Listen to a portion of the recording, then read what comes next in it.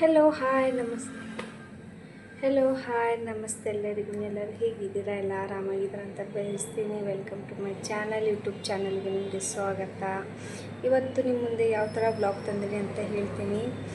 ಮತ್ತು ಸಿಂಪಲ್ ಸಾಡಿಯಲ್ಲಿ ಯಾವ ಥರ ಫ್ಯಾನ್ಸಿಯಾಗಿ ಡ್ರೆಸ್ ಹೊಲಿಬೋದು ಅಂತ ಹೇಳ್ತೀನಿ. ತುಂಬ ಸೌಂಡ್ ಇದೆ, ಇಲ್ಲಿ ಗಾಡಿಗಳು ತುಂಬಾ ಓಡಾಡ್ತಿರ್ತವೆ.